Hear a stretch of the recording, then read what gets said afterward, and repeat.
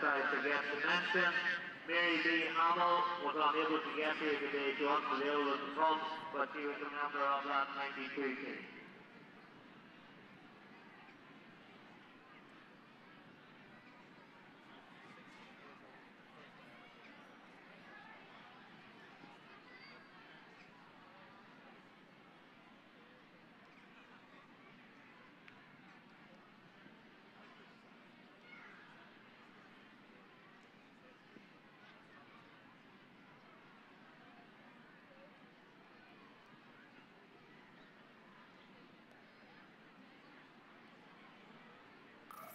Shauna Marie Murphy, your purse has been handed in, and Shauna Marie Murphy from Enniskillen, your purse has been handed in and is available at the press box.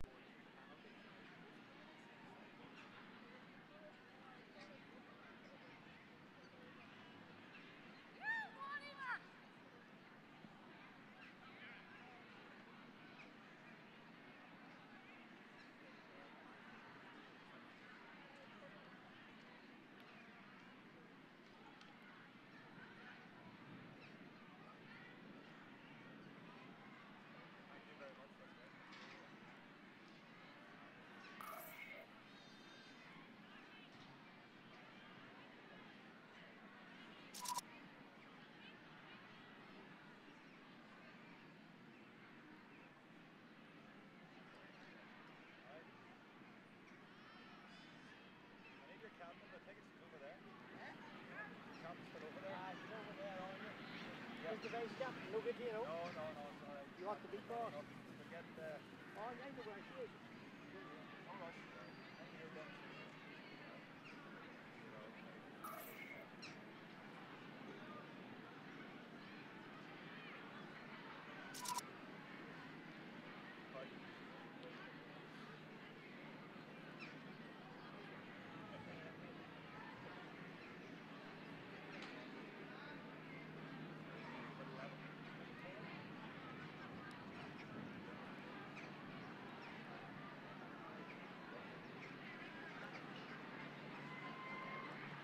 The appreciation for the girls from Donegal.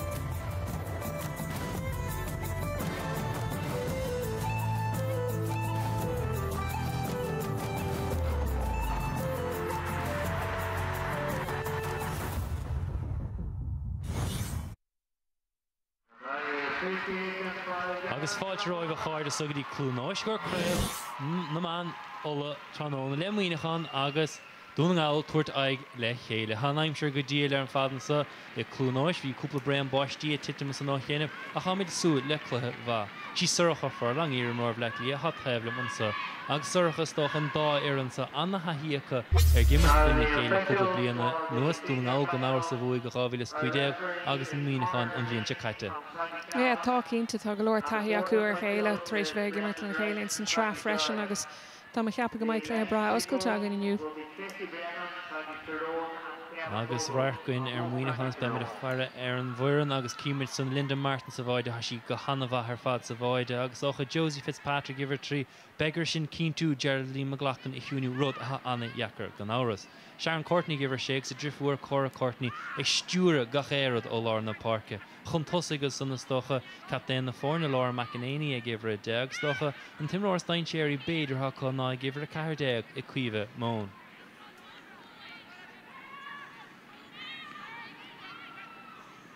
Agus Rarcuin san cuive món agus surcha imar anna gain dearchi sin. Tá cínte agus by job mór le déanamh ag cúlathe dúna ngáil lení ach maid ciún is tóú bhór si cool agus sé chuúlín san an cléthe leceanna san sin. So by Monaghan ag brag mór hiíach. Tá imróí eile haar timppur hí McAnespíon san cúne taobh le hí mai go má na scóirna all freisin. Agus sníad muinter a dhúna ngáil a propáis le taobh suas. As gan áras bhí míáileo sa srahamíon a gine corcaig socha brise críd de chaildar le puinte a bhain. Agus Rarcuin an fuirin agus docha cnáb drum a láidir go sáilímar Gallagher a giver tríos Ciara Hegarty agus sé achas chun tosa agus docha náíre bhfuil an caintar fad fua so Roisin Freely giver 30 agus Ivan McManagal a 50 ach gan áras iver 40 an captain Geraldine McLaughlin 10 gach éire trí seo agus nar bhaintí seo graim níráid bíon dain séir le brath a gcónaí agus orcha u tú hain tréisí a bharcáil riamh. No, ní rahharmsaí a bharcáil dimar mé ina cuineach teagná bhí den ag an eile ar hiíachas imród an scohí bíon dúna gáil le gcónaí ag mar gomáin ar a bhíon siise ar an gluthe agus is dó an ordéirnach an imríidir an aige chéile sa craobh gur scoráil si 2 chúl agus 8 gúlín so ba job le déanamh ag Monaghan orthaí aniu am rud é gúil siad chun an bua á. Agus is imrór an a láidir í na aintún níróid, so cad is dó leata se an planas fear chun Geraldine a hiúniu. Well, caiigh go mbeidh golóir imróí haar timpplairthaí agus golóir siar agus nach mbeidh siad ag fan ag éirí go mbeidh Josie Fitzpatrick a déanamh gachrod leihí féin go mbeidh a lehéad de Sharon Courtney a titim siar beagání níos fuide beidir ná mar dhéanann siad ag an á. Mar tá sé an contorta go háir ag dul chun cool agus is tócha go mbeidh aige ag ar cool aniu. Anna bh agus cad stáil le tain suach fan gluhanneamh dúna ngáil Muinachán stocha an dair an trééis iad an cumáirt sa bhuachaint tá taíocha ar buchaint ach godísa mlíana bhfuil dúna ngáil trééis mar an ar na sfear? Well, bhí dúna ngáil ionntacinn san srág is tócha nach raibh siad comáthan sin san cléthe leceannas bhí siad beidir cool agus 8 gúlín is tócha siar ar ordmhacha ag an am ag letham agus ní raibh aon scór fáite acu. So ba siad agsú le beagání níos mó ón tús agus ag brathir ar tús má in san gluthe seo agus tá rud ag go míon tús maithe acu tá ceappa go maiid an bua ag dúna ngáil. Rarcuin sa Cora Courtney iver hocht agus docha anéim nóir chóscilú chó compórdach ar níróid. Yeah, bíon si sé stúrú gachrod de Monaghan, bíon si ar an léród an tamar fad, bíon siad siaran san lína lán chúil agus thuas an sin chun tosaigh freisin agus ní bhíonn siad riomh faoi bhrú ar an léród is tócha go mín golóir ama eici an tamar fad, bíon si gcónaí ann agus in an gachrod is stúra agus is imród in scohí de Monaghan ba siad a brag mór orthaí. Agus a caiint féin go mórtar nó Milan Sorcha corca gan áras le raim blianta nos go mór chuin cín ach nach go mar sa srá ní bheith puinte bháin atra nílad a craibh mún an tachann se chuin an dóile go dógann te se dóchas donna fáneile? Is tócha é, ach tá is go féin go bhfuil corcaigh taréis bu á i beagnach gachlathe mór a dimríidir an tú le puinte nó go so ní léhí mé róhéide in san srá ach cínte os rud é nachhfuil siad ag gimmarte cléthe ceannis na mún go dúir sin beaganí misneach de fórna eile. Agus cé so leit sin na fórna smóga ceatún bheith mad súlar an líana. Well, tá dúna an áiltrééis se bheith gimmart go hiintach so tá ansimime gom breanúarthú aniu mar ní raibh siad roiháin san cléthe lecheanna seach in san srábhí siad ionach ar fad so tá a cheappa go maiid siad san gomáin san craibh agus Monaghan freisin pe ar in a bhín i cléthe ceanna se ola de an ábíon siad san gomá. Agus bhí mé fréin na breithniú ar bailá clia an teachtain sicata agus bhí siad san ag immert gomáin in áid líise scóráil siad 8 gúil ar an lá so tá siad sin dá séireach agus dar nóí ní féidir corcaigh a cheachant. Agus an cinnte bhráile muintir bhleiclí a díaltas bhaint amach gona corcaigh? Bhrá bhrá le gachéin I díalta sa bhainte amach ar curcha gus dócha tá si d gimmart goach feic mé tíos an mún tá céirí dul goach freisin agus Port Largus so ba an cuihlíntam lína agus tá cheappa go sé beagán í níos oscailte na mar a bhí sé le blianta beagán nuas. I ddíúr na sé an gluhasa is park an bhór I park neh hiarnig agus censor clé me fasúile an dóileach me sí oscailte tapig nó a me sí cosanta. Tá cheap go mé sé oscailte tapí is tócha gohfuil sé beagán í éagsú ó cléan a bhar in olí.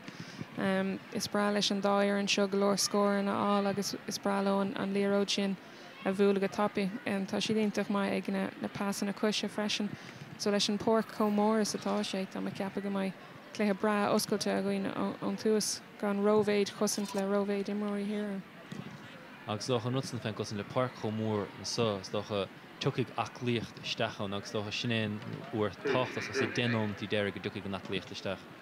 Ja, ba sé simú fecinn ar an gléir san denóméid sin déirnach mar tá Donegal réisián obair dhéanamh go luúa in san sé seoir am lína bhí siad ag chur an béim ar an sra agus déanamh go maithán agus dóach freisin go siad ag chur an bhéim ar craomhla so is tócha go mai an achlíocht beidir ar bór ag Donegal faoi láthair agus beidir go Monaghan ag chur súil beagán í níos fuide sios an bhóthir agus beidir nach mééis se goach bei sé simú a bhramartá aimsir 6 10 freisin so fechimid.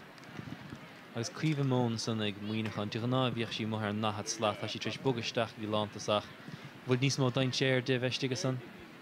Tá cínta tá sé táhachtach do gacéin ar na himróí dá séiricha a chumad in aice an chúil agus is é sé cean na himróí is dá séirí agus tá sé simú le Monaghan le blianta beaga in nuas nuair a bhíon siise ag immert goá bíon Monaghan ag immert goá agus tá mar rud é gur féidir le Donegal í a hiúnú ba sé an dechar do Monaghan scóir na áil mar níl an talann céine ins na tosa is atá acu ag Donegal. So de bhar san de bhar dá leasa mar se go talann níos dain séir Donegal bheith fása cappa go bhí Donegal a bhuaigh gneamh? Tá a cheappa é ach ar an lá is féidir le héon rud astrú agus breathann sé beidir céin fuair na hagan ó Donegal inniu mar a chuna mar an san cléthe lecheannis bhí siad cool agus 8 gúlín chun deire ag lehama gan scór acu ar chlór an scór so ba siad san ag géirí iad féin na churcan tosaigh ó tús an cléthe inniu.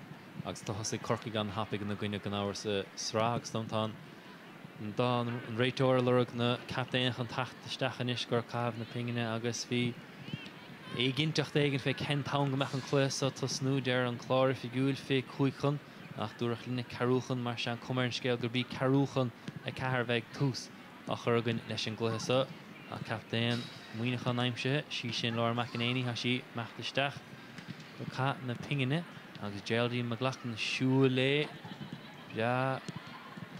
séráideach san imráin deirthe tachtaisteach agus neart cainte idir sa agus an bouta sa riimiis cluthe sucha be seo an ám go gaíonn an taíile nó an mefan nervhí se chan na chalíní lánuair I siúil timppla an cumar scéal gúil si tris an taobh suas ar fad a dhéanamh be seo námas dacra?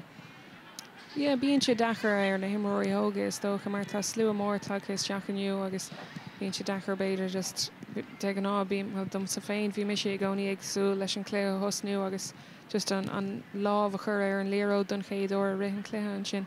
So is tócha go garró sé leis an dáir an go bhfuil cléhí mór a cosú le seo imirthe acu agus beidir go mai siad an cearcalóach dom sa féin barlam sa an cléo hosnú an is láthraach gan a bheith prapála feúpla nó méid eile.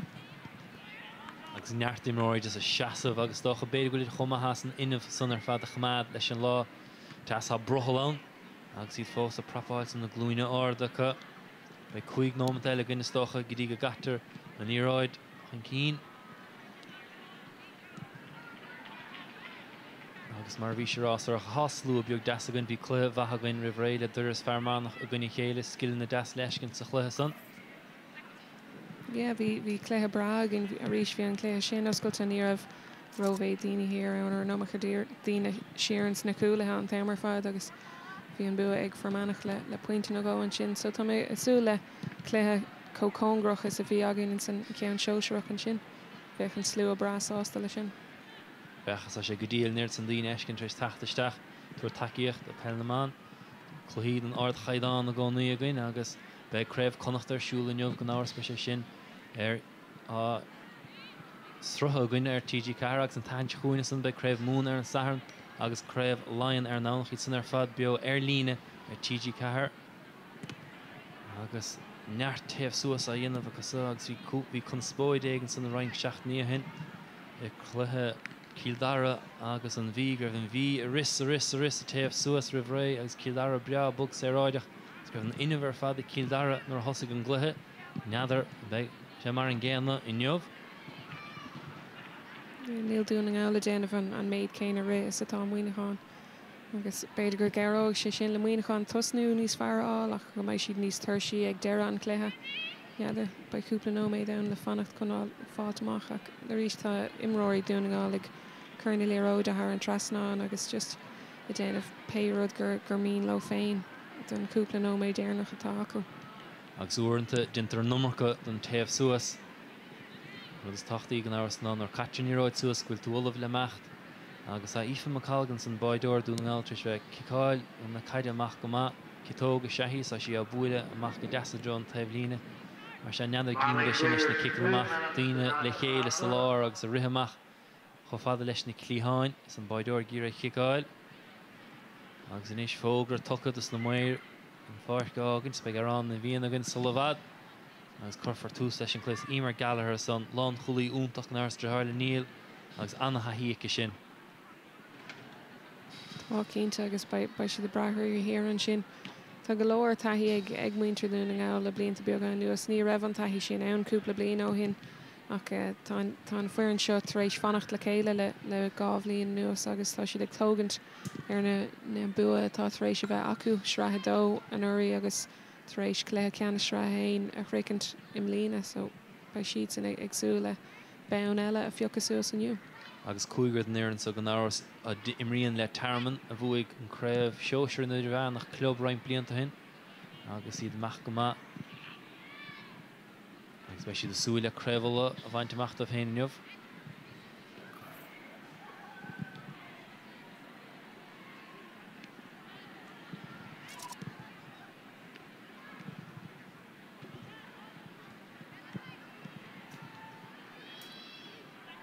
Agus Monaghan taobh suas anna aigrithe agus sunna gúnpráil le Donegal bhfuil cumáid a chéamh nua a inmhar fad.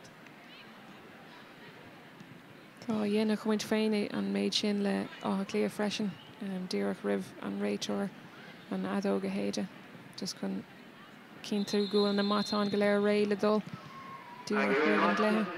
Just before we get to national anthem, we'll be having a few moments silence as a mark of respect for Michael Joe O'Brien, who is the president of the Endemic Gaelic Football Club and a founder member of Monaghan Ladies Football, who has passed away very recently. Agus sula méid árán na bhíon an hanóma cúnis chun a bheith againn. And we'll finish on the referee's button.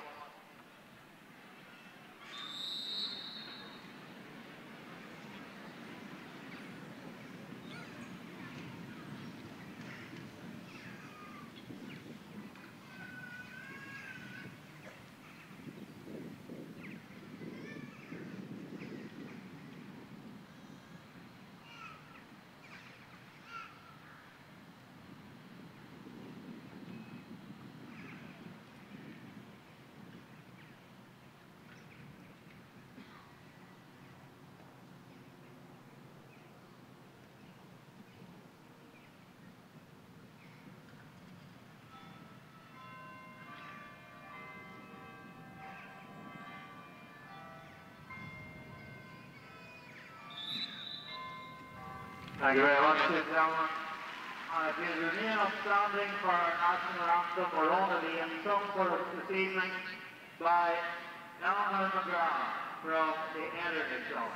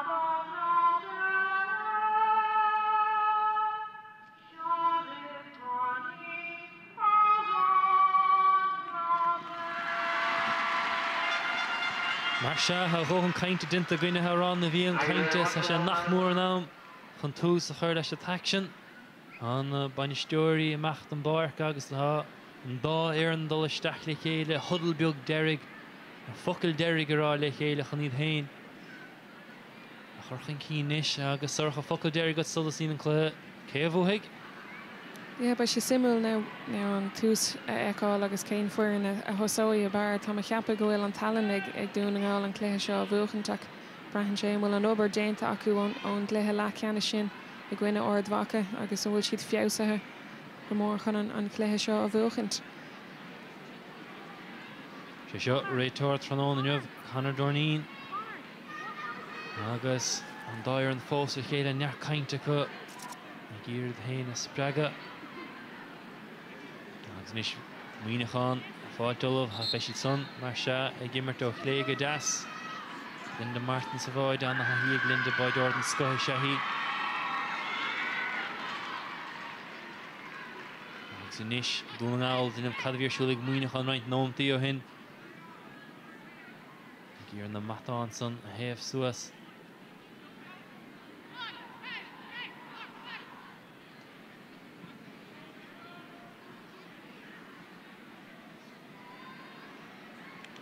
Stocha go bhfuil Monaghan ar fannacht ins na cúlahan sin go dtí go dagan gachéinú Donegal chun tosaigh an sin go raibh siad céin imreoir lena marcálaach siad.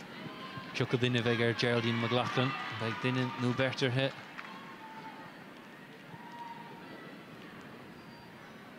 Agus rís leis an spás go méid ag Geraldine McLaughlin neomh caithfidh Monaghan cínú nach féad le an íróid a bhuachan go frist. An cínte is stocha go bhfuil siad boga isteach sa cúne agus neadidir céarach a cúthaí an Courtney. Bhína cheappa go racha Courtney cúthaí. Seibhir sé Sharon Courtney ha tréis meachhuisteach an haí ag Sharon Courtney. Haína blianta san íróid caitan áirde agus Cora Courtney a chur an chéad tús a sé chéadún saí as íróid álainn bucisteach dí cuimh món. Dóran úsáid go deas astrú bháin den ba hana féin is i chéad deis an son. Gailín McKenna agus in chéad scór aimse agus anna hús ar fad le fiú ní 10 second mé sa chuige go fáil. Anna hosach an sin ó Monaghan díreach an léró de chachan réiteoir suas agus anna chréic an imar a tháinig isteach an tosú an sin McKenna. Eileen McKenna scoráil agus cuimh món a bhuaigh leráid úntach a bhfuil Cora Courtney stachuthe agus seo chun Donegal ar núnsaí a gúmpar na caiide go deas. Ní bhéine rithe macha son agus a ríis deile Monaghan le luas fuatha machchan cín ha imreoir sa bhreis siar ag Donegal. A úmprachan cín son a Aoife McAnespy siar go dtí Cora Courtney a chaí mithe ar chlé agus nach mar an buntáis leis na imreoir sa bhreis bheith hir an son na Donegal. Ní raibh mór an rogha ag Courtney an sin. De an ná churthach sin ceann sin ar an trasná so ba dímar hí go bhfuir si ar forí le. Bhuailt amach ag Macágan agus kick sé ar géilte ag Monaghan sunks a rám tucha ar Ciara Hegarty. Bhí bertcha a ri go drón na caide drón taimhlíne. Hegarty a lorug den éigent an na bharcáil ar fad ó Monaghan. Agus is kick Slasa bheith an do Monaghan an na bharcáil ar fad ó Groine McAnally. Mí an sin ar níomh Hegarty ceap me féin go bhfuil si sunk sa drim. Siúchan captain na fórna Laura McEnany. Naisí Eileen McKenna. Agus sin ní cuimh món tris tacht amach an máide. Agus tá siúrde ag tíféad an chaid ag Donegal agus seochuin inis Ciara McAnespy gur ile níos fear aim siúd de féin bhil sé cé baint nómach as a gaid beidir pastlein tearach amach agus seohan is amach le Donegal. Ní ráid úntach amach go níomh Hegarty. Tá Monaghan a lorug a choríist marcáil úntach a Eileen Monaghan níis. Tá mar glachan a ráil le leúnta ráig. Monaghan duine bhisteach ar máide sa bháil úntach ó Linda Martin níon chéadúir de Monaghan a hábháil. Anna hábháil an sin ó Linda Martin. Ní a bhéin rah iciach an líróid sin a stoppa mar bhí sé dul díreach sa cúil. Anna iirecht ag Monaghan ach bhí seansa í McLaughlin beidir an pás lábh a chur cuaí. Agus é builte go tapach sé builte Harrison Drasnán. Agus an na fórnear cho scór bí sin Roisin Friel a daimse go scór stáilim idir 30. Agus na fórnear cho scór.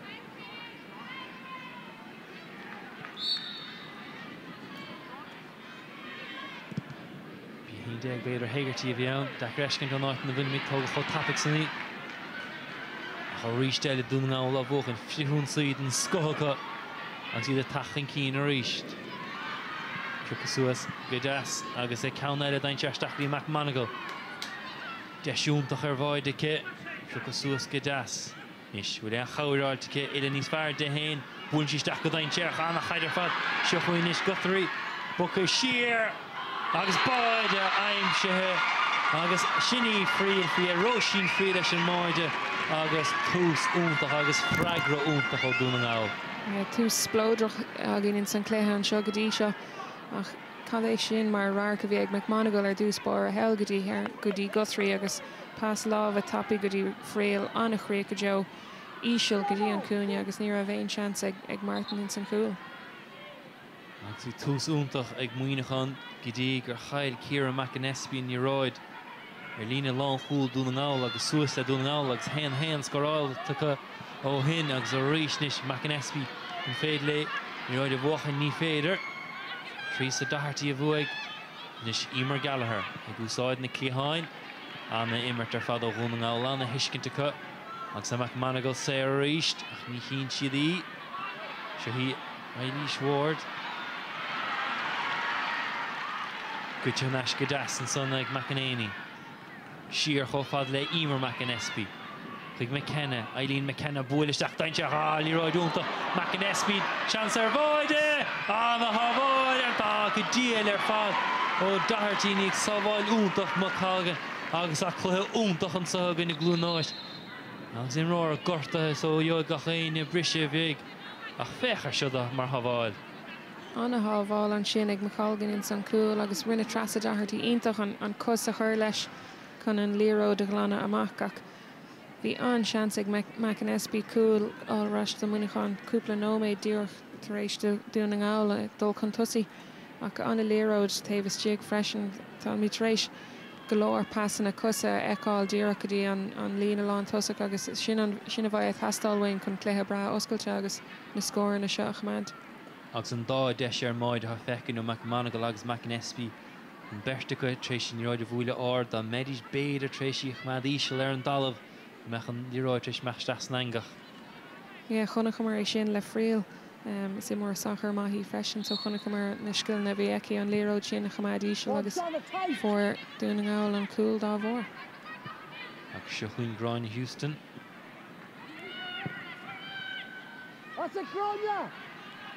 Cucasúas Gadas agus seo chuin Hegarty puinte bháin aimse sa chluthe go dtí agus a Eileen si Gadas ó Gráin McAnally an bantáiste imirt ag an réitir agus droch trascart fight ag Geraldine McLaughlin agus neadar a bhacha réitor an buile san ag gceart a cha si lecha agus buile láidir ar fad. Stocha go raibh an feildéint ag McAnally díreach ribh sin agus sin chuir sé an lá bhórd ní féidir é sin dhéanamh agus ba an tá leithí am rud ag go bhain siar an park. Agus neadar a bhacha an réitor a gceart an éachra Geraldine McLaughlin isteach sa bhaneáil fuaisí an buile agus Bréanisce a chur an bhaneáil go blúir lecair agus ní an réitor mecht leart léine.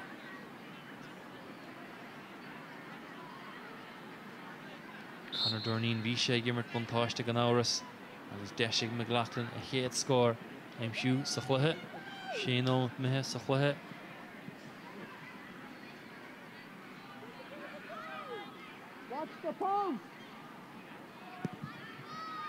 Agus níor chasan í ráid agus an cinnta náraibh sí gceart ní an droch buile san áilt hí sé dechar taúd féin ar búilteirsteach sa bhaneálta. Bíon cinnta nar bhíon an imreoir féin a thugans na cic na séir ar an talamh bíonn sé dechar. Agus Linda Martin tréis an ráide cicáil glanaisteach a lámh a Roisin Friel a chu Josie Fitzpatrick í riamh bhuachan tanáis. A seilimh na caide ag Donegal seo chuin Guthrie. Bhíonn scuit leis ní roiid ach seochuin is Aoife MacDonald a bhfuil ard ach do Mach le Martin nic si de Prabba. Ní cheart ligand an líróid Prabba. Agus níos amach le muoinechan na gúsáid an bhróid go ríist. McEnany.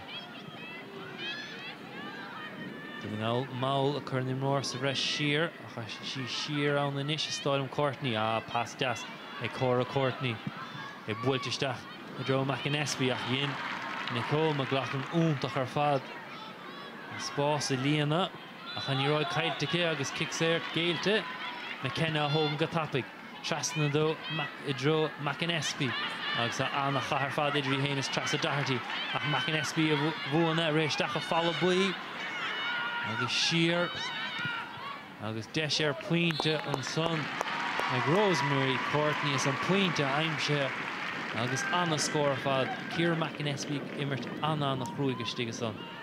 Tá sí ag obair go dtíon chun an líróid sin a chamáid le an méid sin imróí haar timpplairthaí gus rinne Courtney ionach ar fad just an líróid a spáint don na chúilethe agus a dul aráis is teach taobhas tí chun an scór a thógan chruthigh sí an spás sin go hintach. Trasar dahartí a taachtamach leis ní roiid i gcír ealú ó Ciara McEnany a sí trééis Matt Harrison de bhínas botún beag inis sleanú isteach a cluthe Donegal. Cora Courtney a thógaigh Íseal a Dromón agus is kick sleas a bheith an Donegal a báutasa agus anna bharcáil ar fadú Emer Gallagher bhuilte go tappaig ach bhuilte Harrison de bhlína chu sé mai. Cúpla botúnach tachtasteach sa cléthe inis agus ní bhaid ceachtú den éar an sásta lei sin. Cora Courtney chun gintag se chun Ciara McEnany a sí buchan scata caide taimhstig a cabhar a lorgacha. Í aimseice ó Cora Courtney. Ciara den éigen aimsú caid dain séar trasan na parc dro Groine McEnany. Níach Groine Graimach madan roiid se chuin Héigertí. A luasacha déala sí Harris McEnany níos luthe. Níach sí an báutasa. Trísam McClafferty agus cailíist intar sin McLaughlin í Lorg McMonagle. Sí sásta amma thógant agus níos bhuiilteach a dro McMonagle. Anna gháil ar fadó McMonagle agus kickséir cínte géilte ag Rachel McKenna Graimach ar láb McMonagle agus an dain séir léire hanna féin idir McLaughlin agus McMonagle. Tá tuiscint ionach ag an murtacú le céile agus bíonn siad brábaltaí iad féin a aimsú taobhas tí so bíonn an chórntóirt ann nuair hagan duine amháin amach go dtí an dahad slat gan an líróid a chuir isteach chuig duine eile. Chuir McLaughlin i chéad iirecht do mú agus níos fearr an báutasa chéad puint aimse mar se Geraldine McLaughlin de féin. Agus is dócha nach mai sin mar an cean déirnach a scórálaach sin inniu.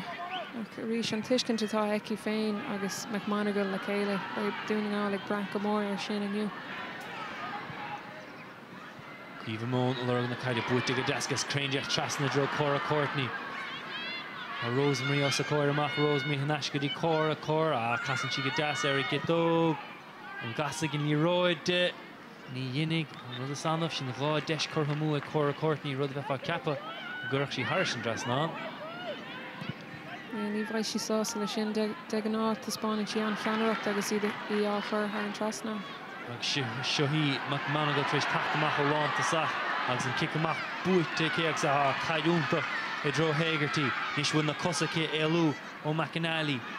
Meach taobhstig ar an lína, ha McLaughlin taobh le. Mo go céim na dáir sin réiteúir ábhríonn cúig ceapas. Ní áirthaí leis an ggéireann sin ach tá McEnany ag déanamh go maithrí chun chumad leithí mar is imór an tappaigí Héigertí agus tá an scéalacha ar an líróid freisin. Cínta Héigertí buchan neart caideach ní mórán trééis taachtaiste agus níos muoinechan. Dá ar na boga na caide cho tappics gur féile suas na páirce. Cora Courtney fnacht agus cuomh món níos féile éalú ó Gallagher. Í sa chuoine de náspráile cosantóirí nar na tosa sa chuoine ní mórán dain séar an mohanson. Se chuin Ciara McEnany roiad amach ó máide beidir anna hiiscinte cé ar cara Josie Fitzpatrick an eiste Joe McKenna bloáil dinta ar Eileen McKenna cé a bhuaigh ní roid Gífa McAnesby ach méthir chlé droch íirecht do mú se sin is cheartééis sin a bheith chu thir sin dreasnáin. Yeah, bhí golóir ama a chu freisin an a bhlocháil an sin ó McLaughlin Nicole McLaughlin here agus Guthrie a déanamh go máil láh a chur leis ach nuair a bhí an deis ag McAnesby an céann sin a chur an trasnam é an dímarthaí gur chuir si a foiil é mar bhí golóir spás ag freisin. Héanana dóla gáfaointe dúna náil chun cín báide úntach Roisin Freeland de fríocht idir na fáine. Agus seo chuin Katie Heron tachan cín. Ní mar an roiid feice Katie go díosach líráid íseil buaitisteach go dtí héirtí McNally a ríiste ligante bua líráid dainteach dro McMonagle go hálan. Ní léanú eilirách go hálan. An tuiscint bhí ar héigetí Caribh McMonagle. Sin an cóimart a eithmid le Donegal nuair atá siad a gimmart go má líróid a tapí an a líróid isteach ní raibh seans ar bith ag Martin in san chrúil leis an gcéann sin. McMonagle an chróga i dul chun na léróid a chuir si féin ar an líon agus anna chríoch le Donegal ansásta lei sin leis an ggóimart idir na tosathe go léir. Agus bhí sréis rágur McAnally go mar héigertí ach bhí si breásásta liginte ní roid a bhuachant ach héigertí a gasstrú na caide cho tappaig. Nis an féidir le muoinech an puintáilt neis mar raigara agus sin an freigra úntach ó Ellen McCarran ibre a haon de díreach cad a bhí watha. Anna freigra an sin ó muoinech an sin a bheith fáasú le ó we Ellen McCarran mar is ceanad an scothí tá kitó gíntaach aici agus tá si brábalt na scóir na hógantó ó fada amachchan sin. Ach seo chuin Donegal a ríist is an daintéir. Os cór an báid le feistin McMonagle a ríist agus mó díreach trasna dro McLaughlin an bháil báid eile Martin sa bháil an sco agus seo chuin muoinech nach cíimiid soracha an daintéir i Donegal báidí ha báidí sa cheannacha. Tá cínta agus úsáidan siad an mó díreach leis na passan na cosa agus rud nach bhechamid róvinnice i bell na man na léonnta seo agus ionintach le brathniúir. Agus anna dheacrach ag na cosantóirí leis an mó díreach son McAnesby dinta go maith éilú trasa dartaí a chun na cosacha tuairt fé an puinte níl caisan si an náis agus cailís géilte agus kicséir stacha bheith ann dá muoinechan ach tá anna immert fecinn ó Donegal ná riire. Tá siad san trééis tosnú níos fearr mar éan tá deisna beag a cruthe ag muoinechan feicmid McAnesby tá si an don séireach agus cruthíonn si go leir deisna ach tá Donegal trééis na deisna sin a chur ar chlár an scór.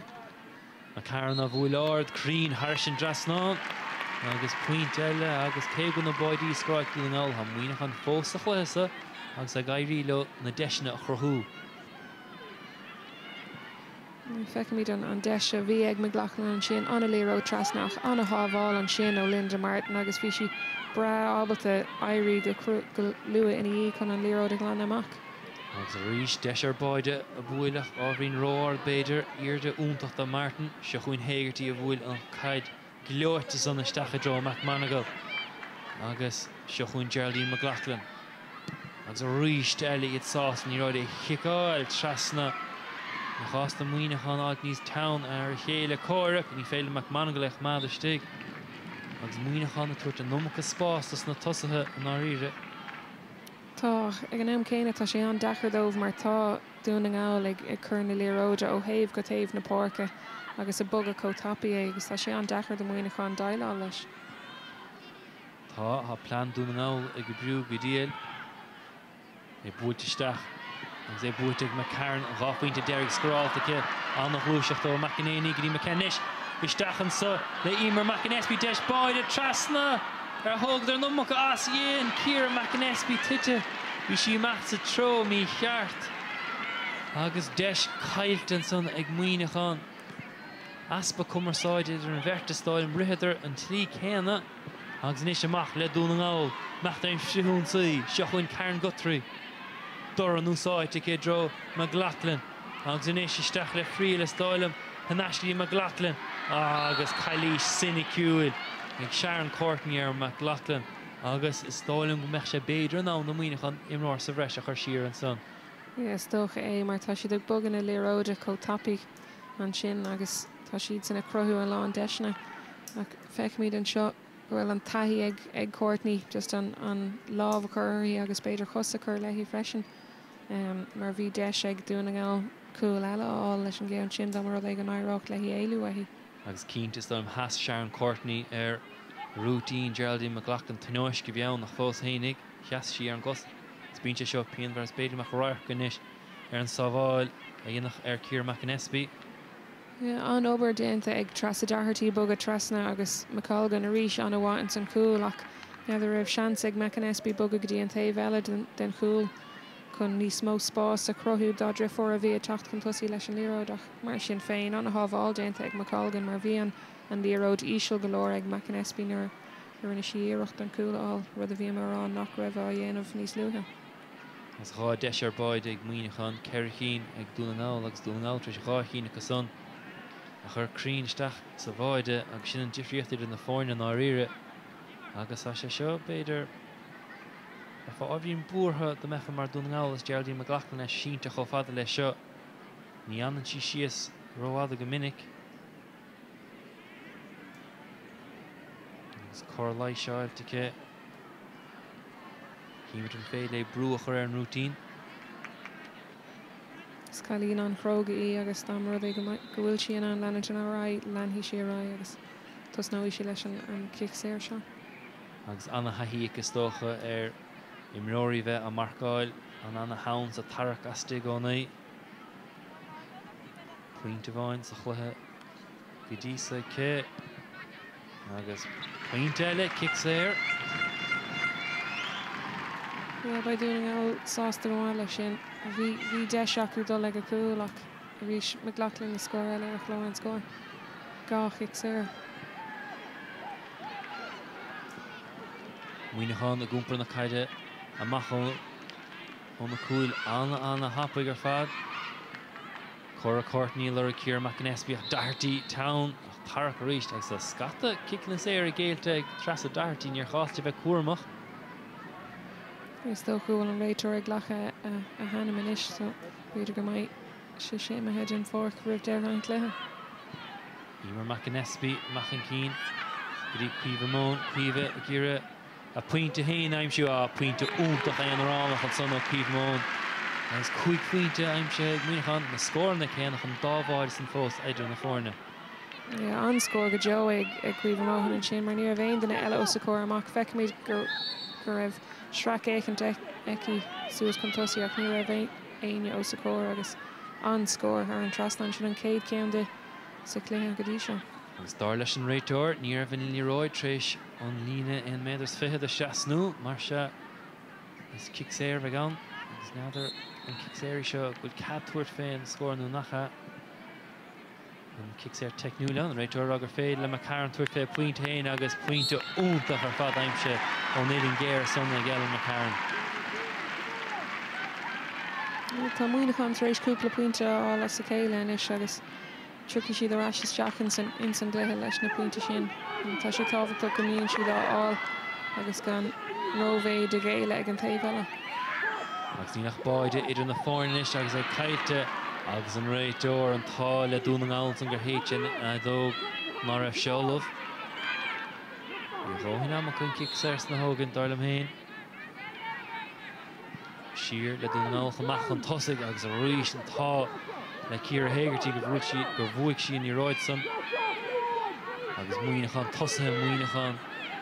Anna obair íirecht ní ráid sa chuid hanéis Cora Courtney rihinníag a chéalaíon dartaí harsta.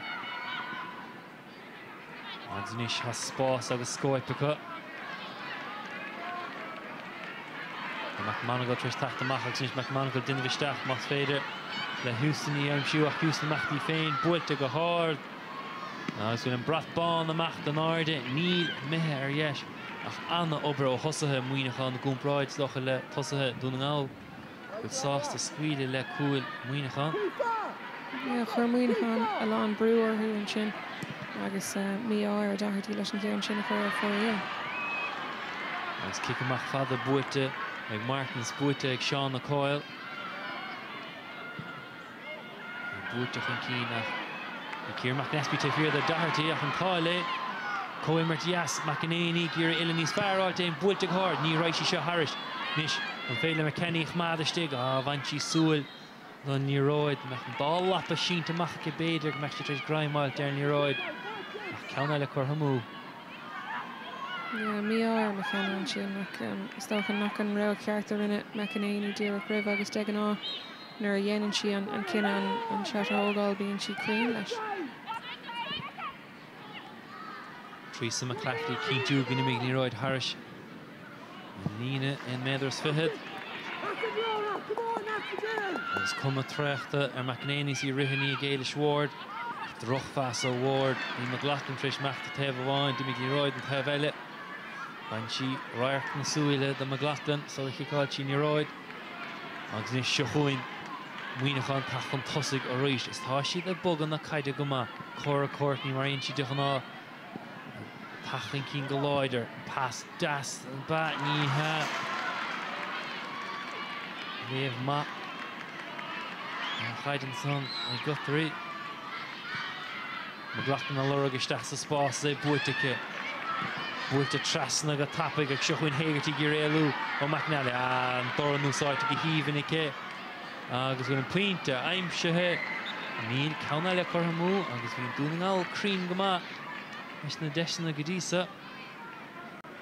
Pas lá a das an sin ó Haggerty agus mí áir Gaelish Ward leis an céann sin mar tá gach ceann de tosathe Donegal braábalt in a scóir na sin a chur ar an trasna. Agus Martin ag úsáid an spás go díal ar fad Cora Courtney aimsú seochuin inis. Eileen McKenna an Ashley Courtney a cuimhe món á lorug. Seochuin cuimhe an féile brise tríd agus kick sé ar buaitice. Cora Courtney bhd éir níos cuaramí leis ní roid an bátasan. Caithfidh míonáin a bheith beagání níos cuaramí leis an líróideach. Feicimid gur sean saoanú leis go méoch cuairt a buí tiltte an sin ag Gallagher mar bhríos go maithí ceir a bhí á dhéanamh bhí rairce cuimh móhan ar an gúil agus thug sé sin an deis go ceann an céann sin a chur ar an trasna. Rud a chilíon nach chuile gáfuintir in na fáine agus a Elma Cairn tris annach chrínis na kick na séire. Kitó go maithe céineamh.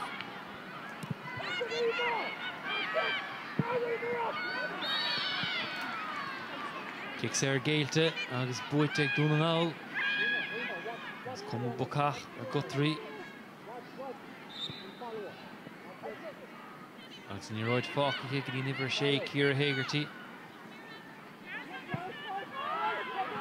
Mac an Espí gur a bhuachant an eis an a bhrú a churacha ar Emer Gallagher. Agus níos Cora Courtney a seasamhós cór an líne lántasach ach sí meachtaní ag sa rud a cílíonn go spás breá os cór de McManagal agus McLaughlin. Agus Heron a úmpar go láidir annach adíocht ar fad an son ó cuimhe món. Dar leis an réitor díonn siad a chailíiseacha. Bhí mí áir móhan an sin mar bhí déanta go maicí leanún siar agus cosanta dhéanamh agus beidir lámh amháin isteach an sin straach sin lámhhaithíach. Rinne si go maith bheith siar an sin rud nach raibh á dhéanamh ag tusa muoineáin ag dús an cléthe agus is tógur bééis sin an fágur géil siad gá chuúil có lua. Cínta agus léir go na tacticí aistricha Cora Courtney bhí si hir bátasan ó scór McManagal agus McLaughlin. Ach kick sé ar a hán de Cairn Guthrie. Agus ina gáfuintead in na fáine. An féad le trí fuinte chur atratha a ríist. Agus sé nóm le machgadí le hama.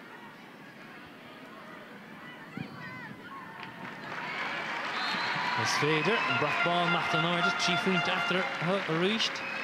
An scóir an sin ó Guthrie agus a ríis tá sé có éfachtach aon ar an imróir bheith acu ar an dá taobh den fórc ceann amháin leis an gitóg agus ceann leis an dasóg chun na scóir na sin a chur ar an trasna.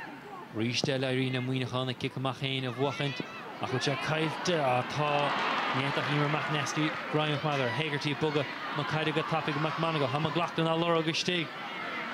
Tugan McManagal lasca den níróid is Rosstown idir McKenna agus McLaughlin ach Rachel McKenna ó bhuaig agus fuisih ba cosantóirí muoinechan mar éon uair go bhain McManagal na McLaughlin níróid bíon daint sé ar báid down. Skill das léirthaig na cúil tacht amachas níróid. Seo chuin Aoife McAnespy buaite trasna dro Rosemary Courtney. Bhí Ciara McAnespy a sí róada ón máide an féad le ilen bhat a chothú de hain. Solo das Doran das dro McKenna daim she gin chéad pointe sa chluhe lena kitó will pointe laim she kitá agus pointe úta agus tá anna chomórta sa gan idir an dair ansa. Tá an líró de bugó cean na park agus níl aon faoi se bháil a ggéine níl aon stoppen san cléthe go dtí se agus an cléthe oscailte tána tosathe ag tacht amach chun tosaí níl an nómar cúlathe siar chu Rory Brewer húsa cléthe bra oscailte. Tá si tréachta agus stocha an míse na honnadathe agus an achlíocht. Ag anna cheannachorcha sin an gluthe sa tarna le agus amach inis le Aoife MacDonald. Tá neart spás os a cóir amach. McLaughlin is a riwithe agus feach MacDonald Macklin Keane. Inis bhí McLaughlin gír a casanais agus das. Pas das a dro Hagerty ba on! Trasnága McManagan agus sáháil heile. An cluthe a go díal ar fád is McManagan ní credan sí conas na raim sí an bháide. An a rair chun sin ó McLaughlin chun Hagerty a chur isteach agus a rís beag an on ró ord leis an iirecht an ceann eile ach rinne Rosemary Courtney iontach ma a bheith siar an sin chun an brú a chur ar McManagal ach ba dímáir le héidir McManagal gan an ceann sin a chríochnú. Agus díon McManagal rud ceart a bhúil sí ísle ar an dalabheith ach stochan nach chuir sí róthain neart tíir den git ach Rosemary Courtney sa bháil a fuiran agus níos McManagal dimisteach a ríist ar báid a trasnig í McLaughlin agus báide eile agus ní hépará go sé gine nimmert a dain séar báid le bra gach báta go bhain McLaughlin na McManagal in iróid. Tá agus a rís an tuiscin teatrú gur bhog McLaughlin go dtí an taobh eile an cúil agus pás láh a das trasna cúthaí agus chuir sé an dorn leis dúrachas Jackins an angach. An tuiscin go deoidir an bhirtacú. Agus anna chic da a chuig méidir a bhí ann tóiste go híomhann McManagal a géal luúil na chéile cóire. Agus tá 8 scór aimseag muoineáin sa gluthe sa gúnpráid leis an 7 aimseag Donegal ach 3 cíntas na scóir na sanna Donegal ná báidí agus sin an difriocht idir na fáinne. Ciara McAnespy anna ada amach ón báide sí a buachant na caide droch solo te fiar da gaan. Ní sé McAnally séir agus sé trasna dro groin na McAnally an dúir sí fé pointe féin. Ní dhénig Laura Cower. Á 10 de gansathe buíos cóir amach. Immert úntacha eile a roiiste eile me cairn pointe eile 9 pointe ag muoineachán ach ní léon dainte ar báid an naríir an ar haid amach an cínis níróid. Níl tá si beag an níos muile ná Donegal le chuna líróide is Jackins an lína lán tosach an sin sin an dar scór ón immert tá feite ag me cairn go dtí seo tá siad spáint an cheanreachtach tá níos mó ag tastáil is tócha go mbeidh cúil ag tastáil ó muoineachán go deir tú seo. Beidir go méid ar lína lán tosach muoineachán immert níos congrí do bháid a Donegal. An spás nach rothúdóibh féin agus amach inis le trísa McCrafferty. An eis go frí le daim si cin chéad bháid do Donegal inniuh. MacDonald déanamh go maith agus siúchainn Geraldine McLaughlin nómach go spás fácós a cóir amach. Bhuailte go háir ach rialann an táiste an immert ag an réiteoir. Chas McLaughlin siar a luragan kick séir agus do fuair sia a chu ríis eile thorcha muoineachán ag fáganta bhád an nómach go spás os cóir de Geraldine McLaughlin. Tá is at nach bhfuil sé airithe go dtí seo acu nach bhfuil duine éigen siar an sin mar tá Donegal le chur an líróid fada sin isteach agus is sin atá crothú na feibanna so beidir nuair a haon siad isteach ag an seomra gléasa i gceann nóméid nó mar sin de go mbeidh afrú éigen in san dara le mar caiithfidh siad rud éigen dhéanamh chun stop a chur leis na báid seo a chéile. Caithfidh agus Guthrie a tuairt fé kick séir eile a pointe bháin aimsithe. Kid a féin ó chic séir a bháin. Agus an hurricane an bouts a pointe eile aimseice 3-5 le Donegal 9 pointe do muoineachán. Tá obair bhádéanta ag Donegal leis na kickanna séir sin míáil ag Linda Martin leis an kick amach agus bhfuil dáin sé ann do muoineachán dá bhá. Ché kick amach chuthamú ag Martin a machchanis le Sean Courtney. Agus sin an hútar a gur le hama agus a chéad le úntach tainmhah feice gainnen sa le Anna immert ó le héadí Níomh Hegarty, Geraldine McLaughlin agus Ivan McManagan. Siúr san áír ná difriocht idir na fáine san trí bhaide hascarálta ag Donegal. Friel, McManagal agus McLaughlin a daimse gyd son agus an dain séir idir McLaughlin as McManagal. McManagal leis éon ní roid ord, McLaughlin le lé éon ní roid ísio. Tá muoinechan ag immert go maith ach an difriocht idir na fáine ná na báidí son. Geraldine McLaughlin dain séirech éon uair go bhain si an líróid. Beg tarna le úntach tainmhah os ar gáid a machansa a clúnóis an scór. Le hama ansa an muoinechan Donegal 3-5 muoinechan de bhainte.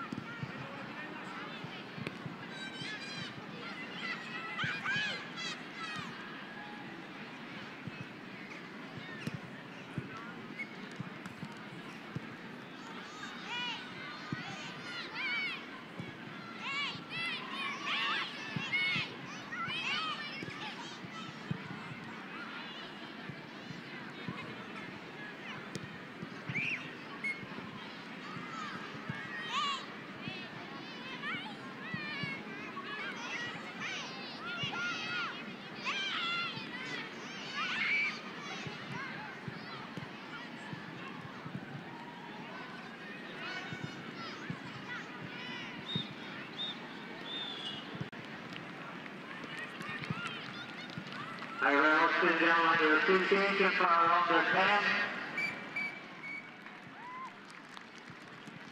The team can, as soon as possible, make their way over to the tunnel area where they are presented for their medal.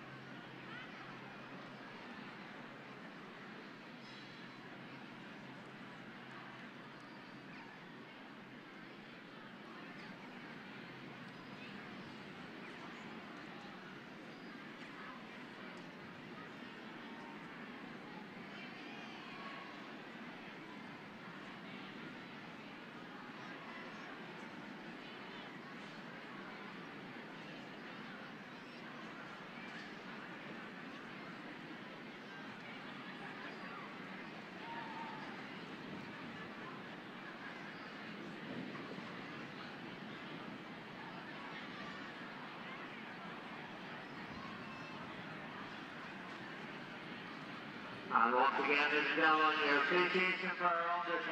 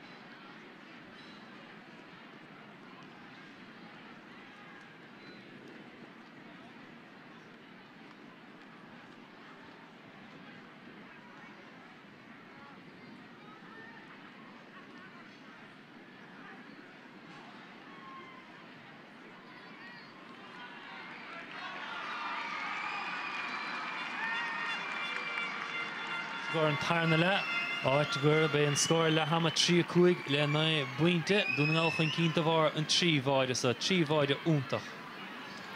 Yeah, cool ítach fáiteach a grí seo an co-immerte bhíon idir na tosaithe sin ag Donegal.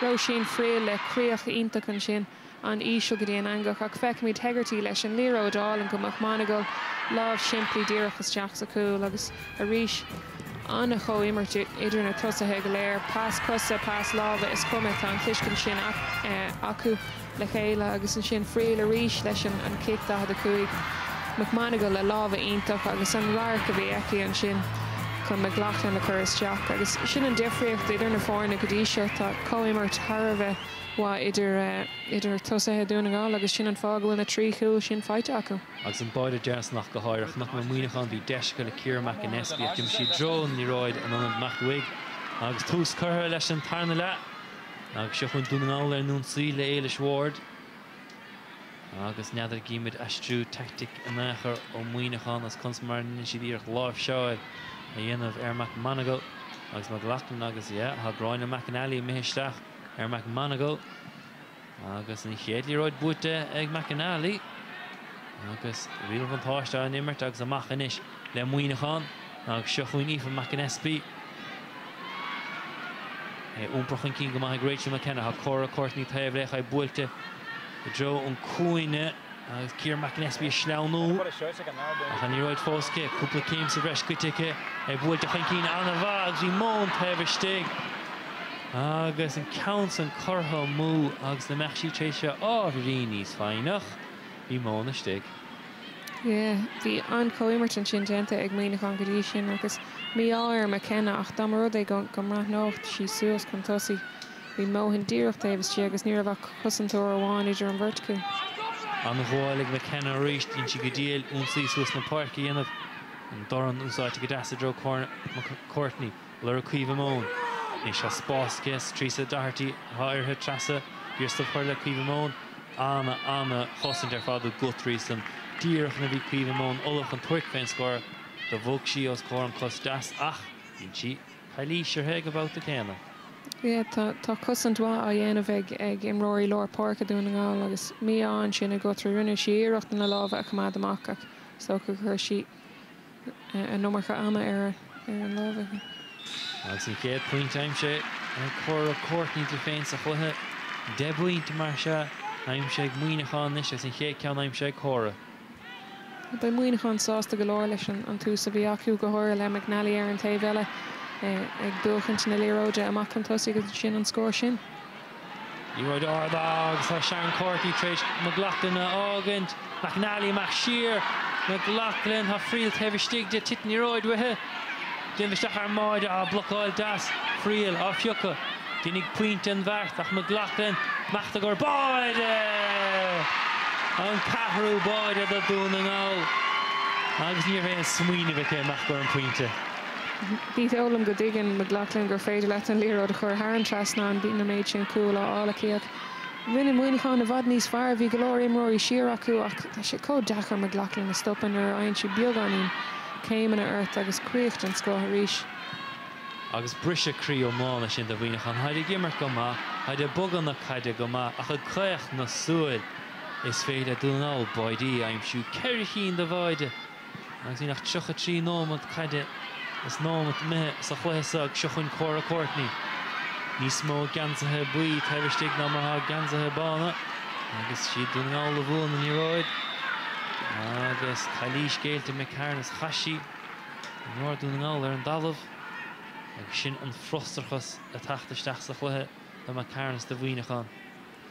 Bhí deiseach i ddíreach seasamh mar bhí burt thar timpealar hí nuair a bhéon gá leis an lámh sin a churas Jack ach mar luú tú is dócha gur frustrachas atá gceist mar tá idir ag immert go má ach níl na deisina céine a chrothú ag Monaghan is atá ag Donegal na chúil sin. Agus dócha chun éh bhrí síos anna himplí ar fad ní léon ragar a chu a gur McLaughlin Monaghan. Níl agus an sa láthair atá á fáil acu freisin tá Hegarty a déanamh go maith ag cruthú na deisina sin agus Guthrie freisin mar tá an ráirc acu an líróid fada a chur is Jack chuig duine nó duine eile acu agus an sin bíon rathí ann i gcónaí ag tachtó na gúlan chun deis eile thuirtómh an pás a thuirt nó casa iad féin agus aige thuirt ar an chúl.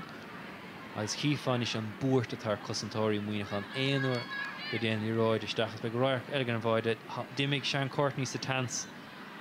Dimig agus bhí sean spéidir ag McNally an ceann sin a bhuachant ach go ríis chur Monaghan na himróí go léir siar ann bhí deis acu ag lana amach ach nuair aon McLaughlin líróid má haonn si éon piece de rahi earth tá si có dachraí stop mar tá si có láidir an líród agus bíonn si có crín agus í churis jigan san cúne é mar ní raibh mór an de Rikercí ar an gúil mar bhí Martin in san áit ceartach anna chríochan sin dúrach an aca leis an cúne. Agus tá rud éig an speisialta féin imráir sa a dó scoráilta hana féin sa chluthaice agus Ciara Haggerty ceach go leor chun leann dráig a ríist. Agus Donegal go mai scór aimse go gúmpáir sin deagín ag muoineach nach gan áras nó dúirs chéad le. Is ceircín de scór san ná baidí agus sin an difriocht idir na fáine a Donegal ag cruthú agus ag críochnú na deisna san na gúmpáil le muoineachán agus seochúinis níomh Haggerty agus cos an bhar dinta ar nítí sás leis an réiteoir agus níl Geraldí McLachlan héin sás leis an réiteoir haid cínte go nach cailís ar níomh Haggerty agus an réiteoir ráil le muoineachán í ráid thuirt chun cín ach ní rééis déine ó muoineachán leis agus níos sao leo Donegal a chur trúr déag te fear don gaid. Agus an réiteoir níos leart a níomh Haggerty ar buile leis. Tá bhar na ceapsí gur tógach an numcha don gaid gur tógach numcha céimena. An réiteoir brande agus cárta bhuí brunta ar níomh Haggerty tá ceann cailteacha agus an réiteoir níorseach an ghlacha leis. No, sto chuir a frustrachas ag buint le mar gur dénach cailí seir hí díar a chuibh sin ach ní féidir aon rud ará leis an réiteoir na leitheanta seo.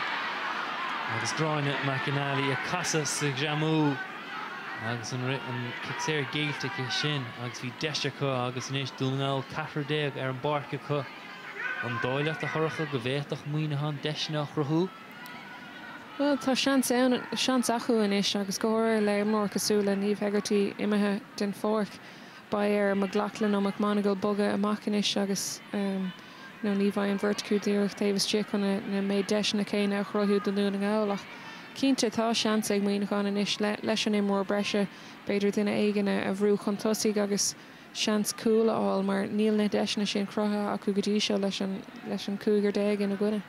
Agus ní minic i chifa réiteoir caiúntain ceann mar sin nimróirsaí a chur don barc. Tá slú amach is tí ag féchant ar an gluthe inniu agus is tócha beidir gúil siad san a fisú céin fága gurcht den fórcaí ach bhí muid nábaltaí eáil a ri I dro an réiteoir agus scradú léir agus ní féidir é sin dhéanamh tá ag na chalíní nach féidir fiú mana bhfuil tú sásta leis an méid a déir sé ar méid a dhéanaan sé. Dárachar kick séir sin? Well, ní féidir gúil na churas Jack a ggéineach is cinnte gur bhil Donegal le rénos. Agus kick séir all an búilteach a fad le Roisin Frílach níeta sí Graim Ahmad ar an Iróid agus sechuin McInally cúpla céim sa bhreis goiteach agus inis Seán Coyle agus muoineachán Coimert bhaithe imreoir sa bhreiseacha a fad den ómant cuairtní sa chuoine ríist Donegal agus áid módíireach muoineachán neart pasna chu nach déanaan éonáid Coir agus Ciara McInnesby cumar an scéal gur sí meachtadro a scór héin aimimsú níor sí crín leis an íireacht. Ní raibh agus caiigh muoineachán brú inis a chur ar an kick amach seo mar tá ní mór breise acu so caiigh siad brú a churú agus an líro de bhuachant. An daintéir le seo na háitrééis brú chun cín a chunis fech an scóip san spás ar fad tá scóir Donegal go háir a McLachlan agus McManagal agus seo McLachlan go McManagal dtíanamh isteach ar an bháid bhfuil an cúigiú ceann chatta thar sin ceann ar chaisií McLachlan agus puinte aim sin neadar ar cha McManagal in ráid san thar ceann ach bhí báide sa ceann ag McLachlan ach puinte aimse sí. Neadar ar úsáid sí an lámh chun é sin a bhúla nó ar chaisií ach Péród é tá scór feite ag Donegal inis agus puinte curtha ag McLachlan ar an trasnáin. Dó trí has scoráilta ag McLachlan, 4 scoráilta ag Donegal, 10 ag muoineachán. Búilte drón taimhlín a ríiste ag muoineachán agus tá an plansan ag go brú go mada ag go buchan na caide. An dacrach ná éon deisrú taimhirsteig élinn dhéir ach aimse a bhfuil Ellen McCarran agus sin séú faointe aimimse ag McCarran a sí gimmert go díal fad inniu. Agus mar bhí sé rás in le hama sorcha muoinechan dún go má a gaiimsú na pointí ach na boidí ha nasna bhartha. Yeah, tá muoinechan brabalta na pointí sin aimimsú agus is tócha gur ben méid a luigh tú atá a chruthú go gurn siad an líróid cófada amach chuig an taobhlín a chuné a bhuachant míonn sé dachar chu dullas teach go cool sulla dagan cosantóirí Donegal siar ann so beidir dámaród ag an músáideach siad an módíireach. Tá sin ní mór sa bhreis détadí sé sin íon cínte agus hóbhar na airig le muoinechan in níróid a chuid ar meis ach seochúin Donegal agus seochúin Katie Hearn.